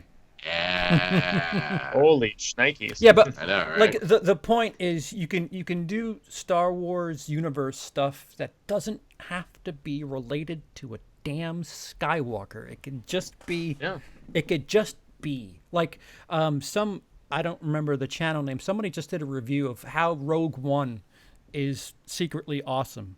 And I'm ruining the title of the video, but I don't think it's a secret. It's my favorite since Disney took things over. This is giving it a run for its money, though. Yeah. So, like, obviously, there's stuff that you know in that movie, but you know, by the third act, you're really invested in, like, there's 3 or 4 strong relationships that you're invested in Rogue One, and they're, as far as Star Wars lore is concerned, there are a bunch of nobodies you only just heard of in this movie. So, you know, it can be done. Again, going back to the Charlie's Angels bullshit. Stop leaning. Just stop leaning on shit that we already know, and just tell good stories. Damn it. Amen. I don't disagree. I don't. Part of me is kind of worried that they're going, because isn't like the last episode for this show going to come around like right around the release of Rise of Skywalker? I think it's right. Actually, it's directly. It's 7 days after, so it's a week after that. It is. Oh, okay. So they're probably not going to tie anything in too weird or anything, though. They better not tie anything into it. Come on. I just want it to be self-contained and be its own thing, you know. And they have renewed it for a second season already, which I'm sure you guys both know. I think Disney, if Disney's smart, if let's just say Rise of Skywalker goes the way of Last Jedi, and half of the internet just rules out Star Wars outright, at least you have your eggs in this TV series basket where you can still make money over there and be like, all right, we can't do movies anymore, but what about this TV series thing we got? And we got Obi-Wan coming up. No more movies. We're going to do everything strictly for our service. And one awesome thing to keep in mind is that Deborah Chow, who directed the 3rd episode, the one that we all gushed over so much, she's the one directing the Obi-Wan series. Yeah. Very encouraging. And also, Rogue One reference, we still have that Diego Luna Rogue One prequel series that's coming too. So I'm in some ways more intrigued by how they're going to flesh out all of these little side pocket stories in the TV universe, you know, and how many people signed up for Disney Plus that first day. God damn, it was what, over 10 million? Is that an official stat? It was a crazy number. I did read there was issues the first couple of days. There were, but they were thankfully worked out by the time I finally signed on, because I was sleeping when 6 a.m. hit and everybody was first trying to sign on. But there was like some playback issues. It was glitchy. It was buggy. They've worked some of it out. Yeah. And yet, a friend of mine said that on his PlayStation, he still has issues. I mean, I've been using my Fire Stick and my Apple iMac, you know, so I haven't had any issues of any kind for either. But I was awake Friday morning when Episode 3 loaded. And I was just looking down, and it was Episode 1 and 2, and then 3, like, literally appeared as I was on it. And then I clicked on it, and it was like, there's a problem. I was like, oh. And then it's not been without its issues. You know, people were mad about The Simpsons aspect ratio getting, like, they made it into widescreen, and they cut off, you know, certain things, and that's apparently going to be fixed. And Digital Trends, there's an article from just the other day that says Disney has already began fixing the terrible Disney Plus interface. So it's a work in progress, but on day one, there were over 10 million subscribers. Wow. On day one. So that just shows maybe they were not as prepared for that sort of online onslaught as they had hoped. I mean, as far as, you know, like servers. Trying to go up against Netflix, you better be ready. Well, damn right. And this is the thing, guys. I mean, the fact that Netflix is losing so many of these things that people went to specifically for, I'm really curious how Netflix is going to, like, fight back. I would imagine more so than anything it's going to be with controversial content, you know, these R-rated stand-up specials. But they don't have, I mean, Orange is the New Black is gone. They still have Stranger Things for maybe another season or two. But what do they really have without the Marvel shows, without all of this stuff that made them such a precedent and, like, sitting on top of the hill? They have billions of dollars in debt. I mean, there's it's a weird situation. I picked a weird time to take a break from stand-up because it appears to be the Atlantis for comedians. There's a lot of you could slay my friend. There's that, but I mean, their original films, Dolomite was a great movie. We got The Irishman coming up. I don't know if they could sustain that, you know, once a month, you know, something of that nature. Well, they and are, HBO Max has their streaming service coming. There's still the Peacock, NBC Universal. Like Netflix has a bunch of big heavyweights coming for them, and they're going to start taking all of their properties that used to stream on Netflix away. I'm really curious how it's all going to pan out in the next year or so. Like my voyeurism as a journalist is like, no, Netflix is probably not going to last much longer. I think they're all original fucked. stuff will, because I think all of them? we're gonna have dilution, not saturation. Well, no, you're right. There's going to be the break. Who knows when the breaking point is going to be? It could be next year. It could be 6 years from now. But it's usually how these things go. The trailblazer gets left behind by the people that follow in their path. Like what came first, Uber or Lyft? It was Lyft, right? Then Uber kind of blew it out of the water. Yep. Being the trailblazer is big, but sometimes being number two, you learn from the mistakes, and you see what needs growth, and you fix. Yeah, I mean, who has iPhones? Wait, never mind. Yeah. Oh, I'm not always clearly, but sometimes there's benefits to being number two. I still have my Netflix through the mail though, and remember when other people were trying to do Netflix like stuff through the mail? I think did it for a hot second. Tried through the mail. I know at least one other person did, but everything really changed when they went to streaming and stuff. And I'm still shocked that they still do the through the mail, but it's probably because they still own all these goddamn discs, and they're like, what are we going to do with them? Well, if we can still milk $10 a month out of somebody, I mean, why the hell not? Yeah, the problem is, because Netflix, the big thing is they paid a shit ton to keep The Office for another year because they lost Friends or something like that, and Friends was one of the biggest things. Friends is going to HBO Max, and then The Office is, after this new deal, going to go to the Peacock NBC Universal streaming service. So what you're going to have is like, it's nice to have stuff in one spot. I don't think people are going to say, you know what, I'm gonna get the Peacock for this NBC show I want. I'm gonna get Netflix for Stranger Things. I'm gonna dump $80 a month for all this stuff. Like, congratulations, you've just reinvented cable. Like, the thing that you were trying not to do, you've just kind of done by proxy. Like, And I mean, Disney is so smart with the fact that, what I signed up for was the bundle that has ESPN Plus, my Hulu, and my Disney Plus for $12.99. The price is obviously going to go up at some point, nonetheless, at least for now, it's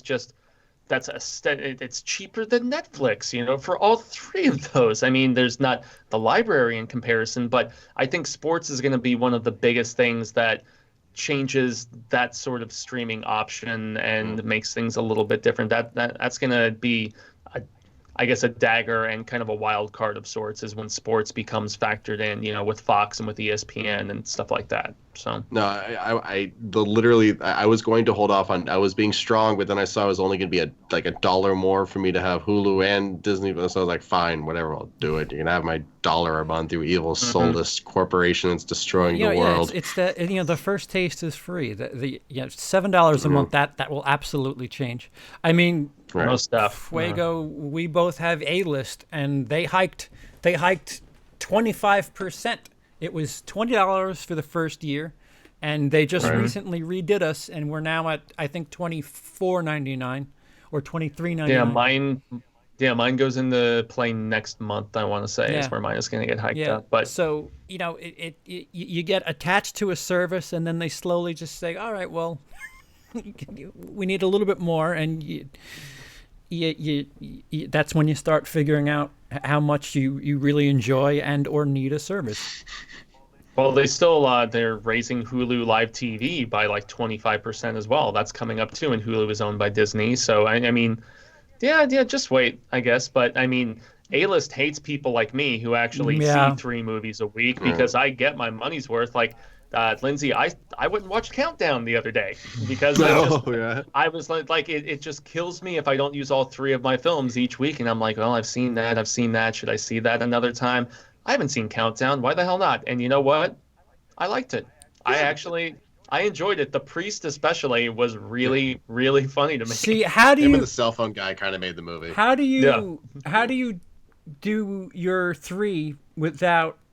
Because what I found out the hard way is that because I bought my tickets for Rise of Skywalker, that is one of my 3 for the week. And it's and it sits there week after week after week. So yeah, that's actually made me make a reservation and then call it off and be like, well, I guess I'm going to pay real money for this one, and then just, space out the rest of them, as opposed to just having only 2 a week in the months that are leading up to the release of that film. Yeah, because I had the Knives Out early access thing.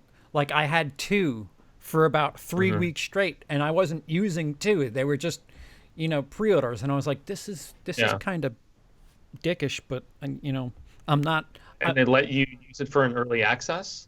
Because I know for certain premium events they won't let you use it. Like there was like an opening night thing for, God, I can't remember which film it was. It was something recently in the last few months, but I have issues with. You've had issues with. It was like a special opening night where they were like giving you, trinkets and stupid things of that nature. So it was a ticket that normally would have been a few dollars more than even your standard one, and those were disallowed. Was it the Terminator thing where they showed the? Oh wait, no, not Terminator. What? I know what you're talking about.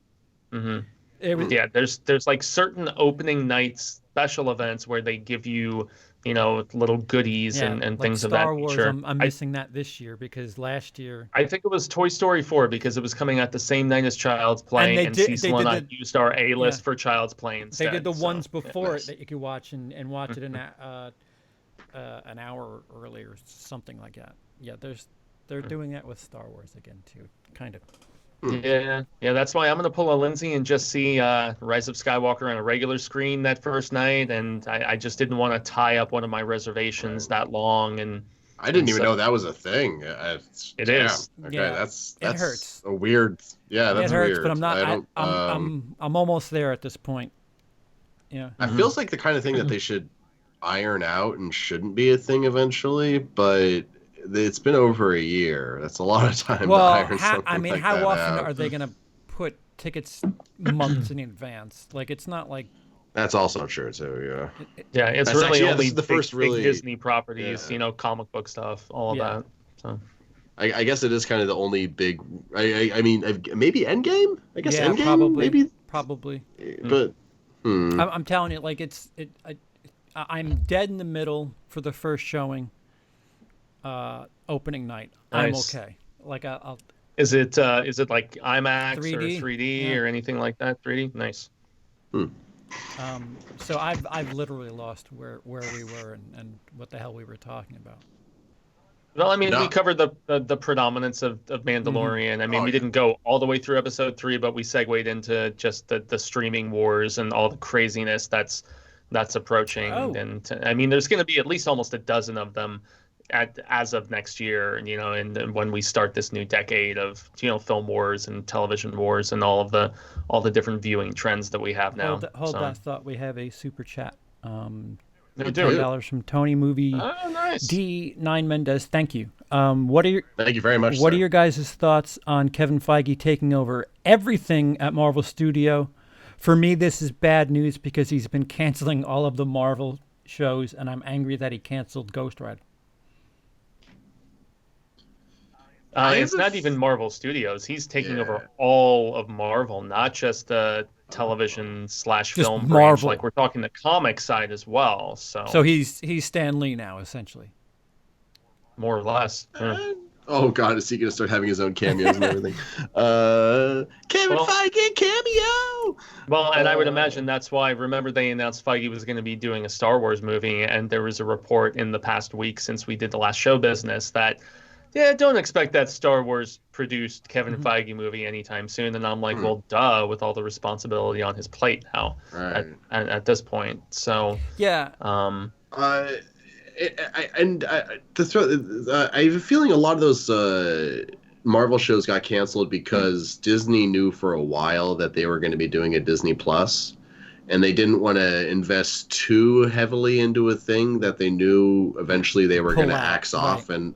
Yeah. So maybe that's probably. I mean, I that is entirely frustrating, and a reason to be upset about something, and until Jessica Jones turned into crap, it was my favorite show ever, or one of my favorite shows ever, anyway. So I'm with you, buddy. I get it. Yeah, Kristen Ritter's awesome, man. She's been great since the B in 23 or whatever, man. Right. She was so good on Breaking Bad season 2. Yeah.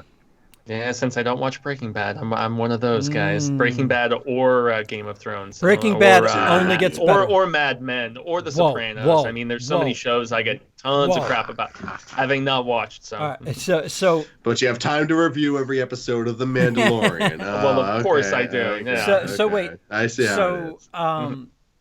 I think what I'm worried about, in a parallel to what you're talking about, Kevin Feige, Tony. I'm curious to see what Disney's going to do with Fox property, because this Disney Plus, I went out of my way to look, and I could not find a rated R movie. The strongest thing I found was PG-13, which is a Marvel movie. There's no rated R like on their whatever. The PG-13, there's Star Wars and Marvel. If they're going to do stuff like they did on Netflix, where are they putting it? Because it seems like Disney Plus is going to be the PG-13 at strongest. So, Yeah, they're all speculating Hulu, because they also own Hulu at this point. So maybe that's where they would put the R-rated, more controversial content or something. But I actually heard they're vaulting all of the Fox R-rated stuff like Aliens and Predator and things like that, which is a lot of them. super bummer, obviously. Yeah, monopolies are evil and shouldn't exist. But do not pass go. Do not collect $200 million or $200 billion is probably more like it. So yeah, that's not cool. But Avatar is PG-13. That's on Disney Plus. Yep. Find me an R. I mean, I might have missed Prince of Persia. Yeah, there's no strong like I'm with you. The stuff that was on Netflix was awesome, but it was kind of edgy for Marvel. I mean, shit. What happens to Deadpool moving forward? A lot of speculation about that. Right. But Ryan Reynolds is very influential, and I mean, ask Tim Miller about how hard of a take Ryan Reynolds will make. So I don't know. Yeah. I guess we'll see in that regard. I mean, are we worried that Kevin Feige becomes a swear word like Kathleen Kennedy does? Like, is that what we're concerned about? I think he has a better track record. Hers was far better in the 80s and 90s. I mean, she's been producing since like those Indiana Jones she's been movies, the right hand to George Lucas. She's been around for a long time. But I mean, all of her recent stuff, especially with firing directors for these Star Wars movies and stuff like that, like she has been pretty much vilified, and with good reason. So I think Feige's got a pretty solid record. Does he though? Because is he spreading? Well, because we Iron Man 2. We brought up how important why is his name slipped my mind now? I hate my brain. Iron Man director. Jon Favreau. We brought up how important he was, how integral he was. Joss Whedon, who got Avengers going, so much, apparently they thought that he had the magic touch so much that he was brought in to touch up Justice League, and not even he could help. So, or did he? So I'm wondering, sure, Feige is a great producer, but I don't know if he's the asset that everybody makes him out to be, because a lot of things have come out of these. Producers are important, but they're not an end-all be-all. Right. Like producers, like a manager at a restaurant. Yeah, you could be a great manager, but if you're hiring the wrong people, it doesn't matter. The producer's the same way. Like if you don't have the right director, you don't know, and all that stuff. Like it's not going to matter. How much credit does he get for Guardians of the Galaxy? 0. Right? I mean, some. Well, I mean, because that's a risk. All goes to James Gunn. That's a risk that Disney took. That I mean, he got Disney to make those risks that Kathleen Kennedy apparently can't. Well, and the strange situation is, like, back to the restaurant analogy that Lindsey just made. It's like, okay, you've got the great GM, but you hire the amazing executive chef, but he's the one who's going to be making the recipes, and that's what people are going to be tasting. That is more so than anything. It's a level of responsibility, obviously, but is it like, how direct is it with the accomplishment? That's where it's a lot more debatable. So, well, I mean, I mean, correct me if I'm wrong, but we've never really. You're wrong. Okay, that just goes without saying.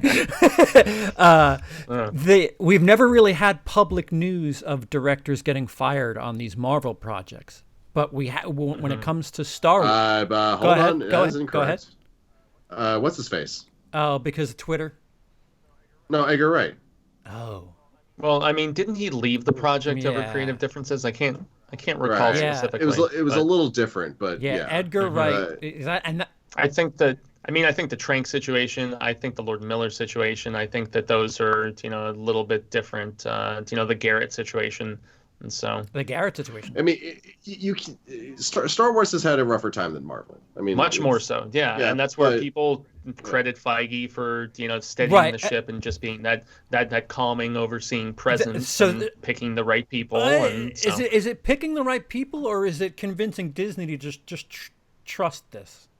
Because I mean, I'm the more I think about it, the more I want to see the Lord Miller cut of Solo. Oh, of course, yeah. Just because, without a doubt, yeah. I would, even though it's probably just as bad, because I hate all his other movies. I still want to see the what's his name's version of Rogue One. Gareth Edwards. I have not liked anything that man has ever touched, but I still want to see what his version of that movie would be, just out of sheer curiosity. Same reason I wanted to see what Justice League Snyder cut is like, even though that doesn't exist and it will never happen, I would still be interested in seeing it. Yeah. Notice how you say doesn't exist, and there's been so much clamoring in this past week. That was one of the biggest things I was going to mention on Monday, when we were going to do the show, was the fact that everybody, I mean, when Gal Gadot and Ben Affleck and all these people, and even Momoa is like casting shade, and he's like, who's to say it doesn't exist? When he did that interview recently, he's like, blah, blah, blah. But we're like, okay, we know you shot the movie, but there's not going to be finished special effects. Right. And, there's probably $20 to $30 million worth of special effects that need to be done on the movie. Which is funny. It's like, could Snyder self-finance at this point? I mean, possibly. And I mean, I was watching a show the other day where they were discussing the fact that there's enough people with the petitions and the money they've raised and all this other stuff, like very talented creatives who would probably, because they want to see it happen, work on it maybe like per diem for free, man, and just just because they want to see it happen. But WB has denounced it over the past week, and they're like, no, it's gonna because compromise. They want to move on. Yeah. They want to do something new. They don't want to focus on the past. People ignore what Henry Cavill said on the subject, in that we should just move on and don't worry about the past and just worry about the future. And he's absolutely right. Like, it doesn't matter what was in the Snyder cut. It doesn't matter, because it's not canon anymore. Yeah. Exactly. Like, even if that movie was the version that got released, you still got the shit show of the Batman v Superman. You still got the shit show of Suicide Squad. All of this was going to It took 30. I like that ultimate cut of BVS. I agree. I agree. It's okay. It's okay. It took them 30 years to release the Donner cut of Superman 2. So, like, it if the money's there, it can happen. I think Warner's just a little pretentious. It's also at the mentality moment. of we can't be wrong. Well, no, not because if Warner's releases, more so than anything. No. If they release the Snyder cut, it's them admitting they were wrong. If Joker weren't currently sitting on $1 billion plus, I think without China, without China, I think they might be a little more open to ideas. But they have a little bit of ground to puff out their chest on. See, we can do shit on our own. Yeah, and there was all those swirling, conflictive reports this past week about if Joker 2 was actually happening or not, because THR confirmed it was happening, and then Deadline is like, no, this is not confirmed, and the two of them were back and forthing about it, and it's like, it's almost like the clickbait sort of thing, in my estimation. So, and I guarantee you, if they make a sequel to Joker, there's going to be so much Batman in that movie. There's going to be so much Batman in that movie. It's going to be like Batman's first time, like Batman's first night Batmaning or something like that, trying to stop her. Like, they set up too much in the first one to not swing for the fences. I'm in the sorry, second one. like this Joker doesn't feel like it's a series worthy movie. It's a character movie. It's not an epic. You know what? Let me watch it again. And then I mean, I don't disagree. I completely agree too. Yeah, but if there's another $1 billion to be made, they're going to go. That's for why it. I feel like Ant-Man. I mean, if you take his character and put it in something else, that's a little different. Right. That's why, like when Ant-Man and Wasp came out, I was like, yeah, this story just feels really contained for Marvel. But that's what's neat about the Ant-Man story. It's a little contained. Excuse the pun. It's effective. Yeah. So I don't know. Joker. It just doesn't. I don't know. I mean, I didn't think Joker was going to be what it is now anyway. So I don't know. I don't think anybody really did, in all honesty. No. I mean, look at it's the most profitable comic book movie of all time. yeah. That's crazy to wrap your head around. Well, that's because they didn't put too much into it. Mentioning no China. That's insane for $1 billion without China. Others have done it before, but not of this magnitude. So. And I didn't get to bring up, this is because that was research for the show that didn't happen until now. There have only been 3 movies to ever cross $1 billion without China. Dark Knight, although it did eventually get released there in 2012 when they did the re-release, but still, it wasn't initially. And Pirates of the Caribbean: Dead Man's Chest. Yeah, I don't know why Dead Man's Chest wasn't released there. Maybe too many ghosts or whatever the hell. Yeah, ghosts, zombie things. Who knows? Is that but the third one? Second one. The The third one feels like it should have been the one that you're right, because there's a lot of, but yeah, the second one. Keith Richards or whatever. Oh God, yeah. So, I guess, anything else on the topic of Feige? It's strange. We kind of diluted into. Marvel needs to get rid of the guy who's currently in charge of it. 'Cause unless I'm mistaken, it's still Isaac Perlmutter, and that guy needs to go. He's ancient. He has no idea what he's doing. He's the reason why there was no Black Widow toys around the release of Age of Ultron, because he doesn't think that girls go to see these things. He's the one that said that no one will notice the casting change between Iron Man 1 and Iron Man 2 because they're the same, and they all look the same. Yeah, he's the guy that said that. So, as far as he was he was doing the TV division most recently, if I remember, but he is, as it still says here, CEO of Marvel Entertainment, which is Even though he doesn't necessarily have as much control over the day-to-day stuff now that Feige does, he's still there, and he's still a toxic element they need to get rid of. I guess my point is when you take what the Disney banner is, and the control they've allowed certain people to have, his history is certainly a bit more prolific than that of Kennedy with Star Wars, and there's something to it. I don't know how much credit he deserves. It's a fair shame. Has really Marvel really tripped yet? Captain Marvel has it really missed yet the way Star Wars has? Do you guys know the YouTuber H Bomber guy? You can talk about games He's again? No, he does games, but he does a lot of movies and TV shows. He does a lot of really interesting stuff. He's fascinating. He's all over the place with what he does, but he does interesting stuff. But he did a video on Dragon's Lair, talking about Don Bluth and the guy who actually came up with Dragon's Lair that no one talks about it anymore, Rick Dyer.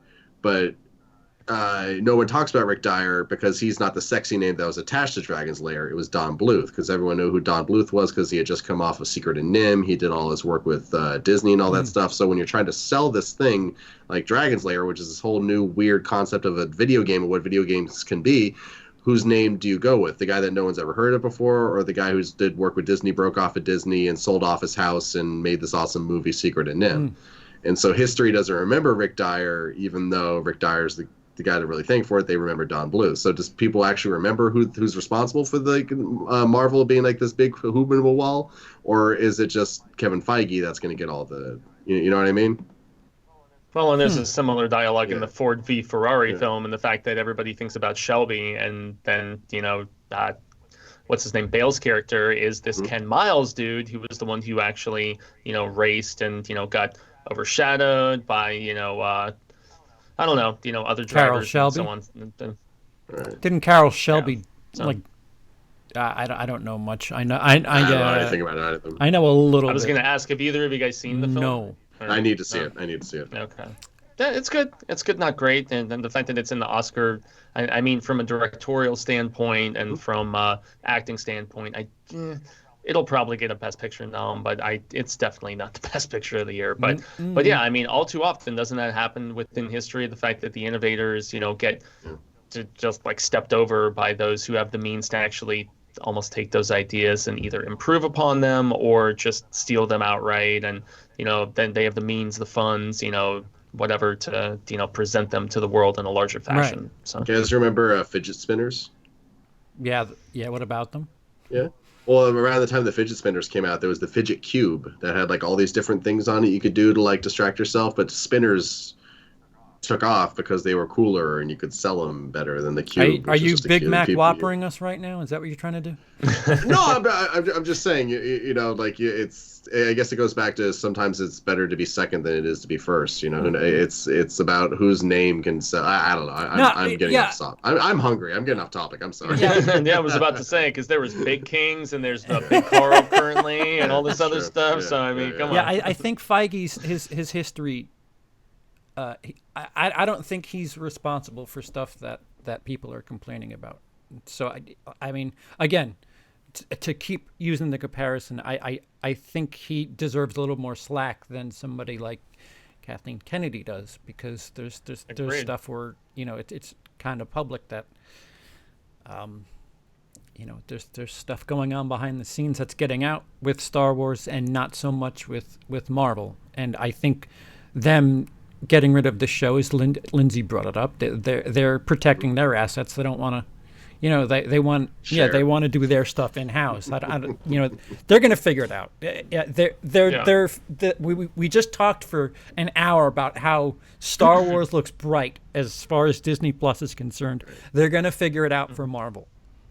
And Kevin. Yeah, Feige, I mean, the only apprehension that I have with Kevin doing all of Marvel is the fact that yes, he's shown a track record to choose great people to make these films, but I mean, how much does he know about the world of comics and getting together great creatives like writers and artists to continue? Because I mean, the one thing, as not an avid comic reader, but friends and a former like big time comic reader and lots of friends that still do, is the fact that DC, while they may be lagging behind with the exception of Joker and a couple other properties in the film world, they are worlds and worlds above Marvel in the comic world. And a lot of people are like, DC Comics, as far as the actual comics, are significantly superior than Marvel, and a lot of people have contended that for a while. So can Kevin help them to contend better in that print world, or do they really care that much about the print world? I mean, how much does he know about it? That's what I think time will tell the most about. So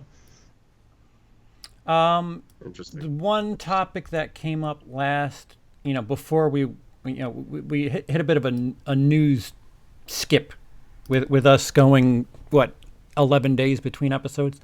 They skip it. So the thing that came out after our episode, like always happens, they redid Sonic and released a trailer. And it looks more like a cartoon and more like the game. Have you guys seen the trailer, and is everything okay now? Sonic looks amazing. The movie still looks horrible. Amen to that. Yeah. Like, congratulations, you fixed one of the 25,000 issues with your movie. Yeah. You still have the weird joke about a kid trapped in a bag, but sure, why not? Whatever. He looks better now. Meow? Yeah. In some ways, I was more amused with the Gangster's Paradise Coolio song in the previous ones. I mean, I forgot about that. You're right. Yeah. Oh, that trailer was such a hot mess of just what are you doing movie, the first one. Yeah, in some ways, even though I love the look of Sonic significantly more now, it feels more like, what I would have imagined. I was more entertained by the previous trailer and all of its hot messness as you just described it. Yeah. So better for all the wrong reasons. And poor Cyclops is just in there just being like, dude. What's his name? I can't remember the actor's Jim name. Carrey? Right now, no, he's the bad guy, but the good guy James was Cyclops. Marsden. Marsden. That's Cyclops. Okay. From Disturbing Behavior, which I love. So is there any other news that kind of connects us to tomorrow? We'll be together again in about 48 hours. I'd like to save because I finally caught up with you guys and saw, what the hell is it called? Fudge. Watchmen? No, Talks. Not Parasite. Parasite. So Parasite. we could discuss Parasite a bit. Jaime and I don't know why I switch back and forth. Fuego and I will discuss Knives Out, which comes out this Wednesday, and the news. Can't wait. Which I'm just trying to think if anything seems stale at this point that we could just talk about now before Monday. I'm good. Fuego. I mean, I'm looking at all my old notes. There was the fact that Spike Lee is apparently doing this new take on Shakespeare's Romeo and Juliet. That was a thing I was going to mention. Black Christmas being rated PG-13 was something I was going to make mention of, and but obviously deliberately done. And yet Cecil from the horror show showrunner over there, what's up, my man? He was actually tweeting back and forth with that director, and the fact that she made mention of the fact that they filmed it as an R-rated film, and then they were told by the studios to trim it back. Blumhouse is doing this one. Yikes! So I thought that's just crazy, right? So that was something I was at least going to make mention of on Monday. Wait. That's interesting. Wait. Wasn't it the writer that he was talking to, though? It was either the writer or the director. I can't remember which one it was, but he was going back and forth with somebody, and there is I saw the tweets, and I was and she wasn't just going back and forth with him. She was going back and forth with a lot of different people I follow on Twitter in the horror sphere of sorts, and she was trying to justify the alterations and the compromising of the vision and all this different stuff. I think it's the writer, because she was arguing that they would go and change pieces of the script to fit the PG-13 element, and that to me makes no sense. You can edit around an R. Why would you edit a script around a rating? That doesn't make sense. Why would you alter the spine, the blueprint of the movie to fix something that can be fixed later on? I can't tell you how many Friday the 13th movies have been chopped to death and still seem fluid enough for a Friday the 13th movie, where they started with Friday 7 butchered easily been PG-13, and I felt like they trimmed it and still got the R rating in it. So so it puzzles me that they would go as far back as the script while shooting to make alterations to a PG-13. Like that's another selling point for the home media version, is to right, the version you didn't get in theaters. Why would you trim this? Shoot and film as much as you can up front, and then trim, and then because Blumhouse was Truth or what Blumhouse was Truth or Dare, right? And they had the PG-13 theatrical, but then for home release they did the unrated, where I heard they got an R rating and they had a little bit more gore in the kills and stuff. So it's always the biggest red flag when you're rewriting on set, for God's sake, significant rewrites on set while you're filming. I mean, my God. The thing is, it's Black Christmas. Which were both R-rated, and I mean, and pretty significant, pretty hard right? R's in both cases. Exactly. So if you're trying to draw somebody that was born in the 21st century, what the hell do they know about Black Christmas? Why are you trying to? Why? Donuts. Yeah, you're trying to use. Well, there's the remake from like early 2000s. Was rated R, which was very rated R. Yeah. So yeah, like, too, yeah. like, are you trying to recreate how we feel and how we associate this movie? You're using a namesake to get people, but at the same time, you're trying to appeal to people that have probably never heard of said namesake. Like it doesn't make any sense. I mean, at least in the case of Aliens and Predator, when those went PG-13, it's like they want to sell toys. You know, it makes a little more sense in that regard with those properties. But yeah, I don't know. It was a contentious topic for sure. I mean, I'm still going to watch it based on curiosity's sake alone, but just the fact that the writer was talking about studio pressure in the tweets and stuff, and so Cecil is in the chat. Hi, Cecil. He says it's the co-writer. Oh, what's up, dude? And he says, I actually disagree. I think knowing the rating in the script phase is imperative. Well, yeah. It's important to write towards like a certain goal, maybe, but... well, yeah, if you're told that up front, it's one thing. But if you're told, hey, write a script for Black Christmas, and then they alter it. Both of which were like brutal R-rated films. Right. Well, also mini scripts are taken and just completely you can bastardized and changed. Reverse Hellraiser it. You could revert, like Hellraiser is infamous for just taking a random script from something else and shoehorning Hellraiser into it. They've done that with other properties too, right? I mean, right. So like, I don't know. Like once you start shooting to start altering the script, that's where it just doesn't make sense to me, because like you're editing before the edit at that point. That's what I was trying to say. And I mean, I would imagine that's because they want to spend less time in the editing bay trimming stuff or trying to like gloss over it the best they can to get it past the ratings board. They're like, you know what? Let's just alter the script on set so we don't even film it and we don't have to deal with that worry. So yeah, I'm sorry. That's not how you make movies like that.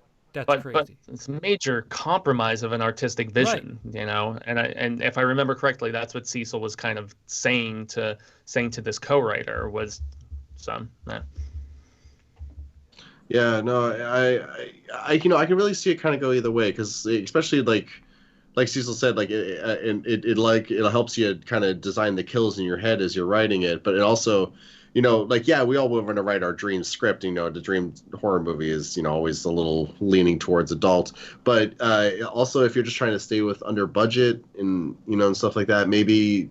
I don't know. It depends, because I know people that are trying to get scripts off the ground right now, horror scripts specifically, and they're rewriting and constantly rewriting, trying to be like this. Okay, so it is okay if it's R. Okay, so I'll write it like this. Oh no, I should try to make it a soft R. Okay, so I know people currently trying to do that. So it's a headache, but it's part of the process. Cecil's reminding me that this is a stream that he wants to do. So I don't want to step on toes.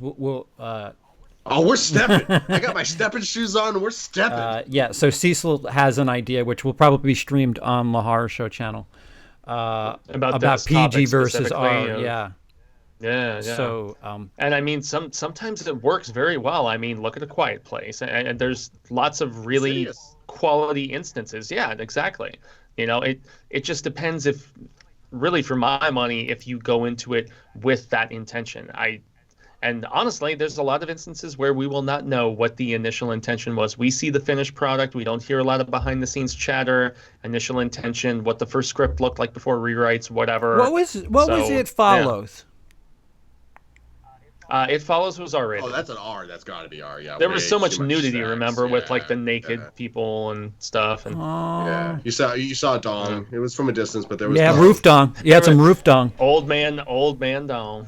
old roof distance dong. Yeah, I know Cecil. Cecil's telling me that not what I meant. Just mean we can expand on this. No, I agree. It's a hardy topic. And there are plenty of R-rated horror movies that are terrible. That are just like, like what I watched. What was it? The House of Wax remake. I watched that again the other day. Like that movie. I kind of like that actually. It has a few cute moments in it. I just like Cousteau, and I like seeing Paris Hilton get killed. Yeah, that's a good moment. Yeah. It's Sam from Supernatural's in it too. That was kind of fun. Dale wants to know if Dylan's new nightmare is PG. Thankfully, the main man behind all of that, showrunner Cecil on the horror show. Yeah, sincerely doubt. I highly doubt that is the intention, and it's not something that would be at the mercy of. Yeah, I was just gonna say I don't think that's going to the MPAA for any sort of. Unless somehow a cool pitch to the Craven estate can be made, and it blows up into something really amazing. Because that was a piece of news I was saving for Monday. So. Oh right. That article. All right. So as far as week-old stale news, I think we're kind of caught up, right? We're we're all caught up on that for sure. I mean, the other stuff I have for Monday is closer to the end of this week, so yeah, we can hold off. Okay. Yeah. Michael Jackson biopic from the Bohemian Rhapsody. Oh Dude. No! How do you cast that movie? Who jumps on that grenade? My lord! Scarlett the fact Johansson. that the Jackson estate has nothing to do. Scarlett Johansson. She will be a deboobed version of Michael Jackson after that. Sorry, Who also happens to be. I'm going into Dino territory. I need to stop right now. So. No, she's gonna get a race change. And then she's gonna get the race change unchanged. Depending on which part of the movies they're shooting, it's gonna be a great time. Well. Oh boy, yeah, that's gonna be a hot mess. Well, Cats had a new trailer. Yes, I saw that too. I watched it. It was. I cannot wait. That movie is gonna be the worst. Listen, counter programming for Star Wars. That's It's gonna make $10 that weekend. Even if the theaters that are showing it, there's gonna be like one showtime at like 5:17 a.m. or something like that, and the rest of the showings are gonna be left. I actually know a lot of theater nerds, and a lot of my friends who are theater nerds are stoked for that movie. They do not care. They are just excited to hear those songs that a lot of them contend are good, that I contend are not. And so, yeah. One of my favorite moments ever was I was hanging out with a lady friend and her friends, and they're all like, "Oh, guys, we were watching Les Mis earlier. You want to finish it?" And my lady was like, "Oh, sure, yeah." And I'm like, "Oh, I mean, I've never seen it. Sure, why not?" 20 minutes later, I am the only person still awake. And it's from the same director. Literally everyone else in the room who was so excited to watch just crashed. And I'm just like, oh, okay. Yeah. And that was the one with Jackman and... yeah, okay. And I'm Jobin! Okay, Cecil has the best pun ever. A catastrophe. Oh, man. That's the beautiful kind of bad. Yes, that's perfect. Don't bust your girlfriend. Woof. So Monday night, which is again within 48 hours now. Parasite, Knives Out. Yeah. What else? I saw A Beautiful Day in the Neighborhood. Okay, so you have some current releases to talk about, and. I'm actually thinking I'm going to go see Marriage Story, that new Noah Baumbach, and I have heard that is just. I like movies. He's so hit or miss with me. Like, he is. He definitely is, but that one has so much buzz behind it, and it's got ScarJo, and it has Adam Driver in like his third or fourth movie of the year, for God's sake. I mean, because he also has the one where he's investigating something political related, and I heard a lot of people say it was a boring slog, but yet an important movie regardless. I can't recall the specifics. Yeah. Anyway, I've heard Marriage Story is brutal, and films like Closer by Mike Nichols, I want to say. Man, that is a movie that I was going through a breakup at the time, and it like tore my soul out. Not just my heart, like my soul out. And yet that's an amazing film. And so I was going to go see that this weekend at some particular time. And so I'll have some commentary about that, presumably, because it's all kinds of festival momentum behind that too. I always say that that Closer is a romance story for adults. If you don't want sappy bullshit, if you don't want the guy gets the girl and proposes on a plane, Closer is the closest thing to real life relationships. Yeah, as far as love triangles and the cast is so terrific in that film. You've got Julia Roberts, Natalie Portman, Clive Owen, and Jude Law. It's just, damn, is it a good movie. It was the first time I think I ever heard Damien Rice, who is the Irish singer-songwriter that I adore. So yeah, it's a tough watch, but it's a fantastic I love that movie. film. I have no problem watching it. Yeah, same. Especially, well, there's Natalie Portman does make it certainly a lot easier for some of the moments. Yeah, truly. Yeah, based on what she and her kind of profession in that. But there is one scene in that movie where Julia Roberts is talking to Clive Owen, and she makes a comment that like you, but only sweeter. Sweeter, my God, was that just the most brutalizing thing you could say to a man? Because I'm a fucking caveman. Yeah, it was horrible. Yeah, so oh Lord, that should anyway. On that note, on that note, Lindsey, you got anything to plug before Monday? I got your mom. Okay, you gonna plug my mom? Oh yeah. Plug that YouTube video plug-in. That is not COPA friendly. That's enough of that. I apologize. Fuego, you got a bunch of shit. Well, first and foremost, McClunky.